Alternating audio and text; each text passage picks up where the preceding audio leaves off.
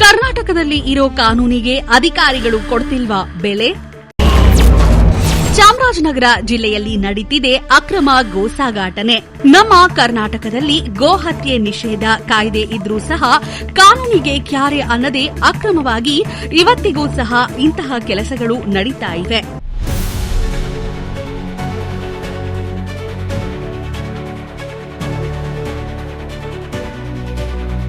ಚಾಮರಾಜನಗರ ಜಿಲ್ಲೆಯ ಸುತ್ತಮುತ್ತಲಿನ ಗ್ರಾಮಗಳ ಸಂತೆಯಲ್ಲಿ ಗೋವುಗಳನ್ನು ಖರೀದಿ ಮಾಡುವುದು ಕೆಲವರ ಕಾಯಂ ಕೆಲಸ. ಇವರೇನೋ ಹಸುಗಳನ್ನ ಖರೀದಿ ಮಾಡಿ ವ್ಯವಸಾಯ ಮಾಡ್ತಾರೆ ಅಥವಾ ಹಾಲಿನ ಕೃಷಿ ಮಾಡ್ತಾರೆ ಅಂತ ಅನ್ಕೋಬೇಡಿ.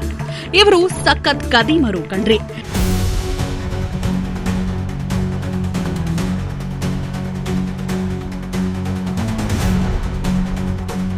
ಸಂತೆಯಲ್ಲಿ ಖರೀದಿ ಮಾಡಿದ್ದ ಹಸುಗಳನ್ನ ಚಿಕ್ಕ ಚಿಕ್ಕ ವಾಹನಗಳಲ್ಲಿ ಯಾರಿಗೂ ಅನುಮಾನ ಬಾರದ ರೀತಿಯಲ್ಲಿ ನಮ್ಮ ಚಾಮರಾಜನಗರ ಜಿಲ್ಲೆಯ ಗಡಿಭಾಗಕ್ಕೆ ಸಾಗಿಸುತ್ತಾರೆ. ಅಲ್ಲಿಂದ ತಮಿಳುನಾಡು ಮುಖಾಂತರ ಕೇರಳದ ಕಸಾಯಿಖಾನೆಗೆ ಯಾರದೇ ಭಯ ಇಲ್ಲದೆ ತಲುಪಿಸಿಯೇ ಬಿಡ್ತಾರೆ ನೋಡಿ ಈ ಕದೀಮರು.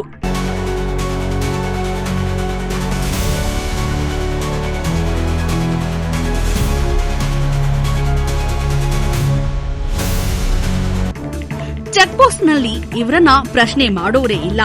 ಇಲ್ಲಿ ಇವರದೇ ಕಾನೂನು, ಇವರದೇ ಆರ್ಭಟ. ಯಾರಾದ್ರೂ ಕೇಳೋಕೆ ಹೋದ್ರೆ ಹಾಕ್ತಾರೆ ನೋಡಿ ಆವಾಸ್.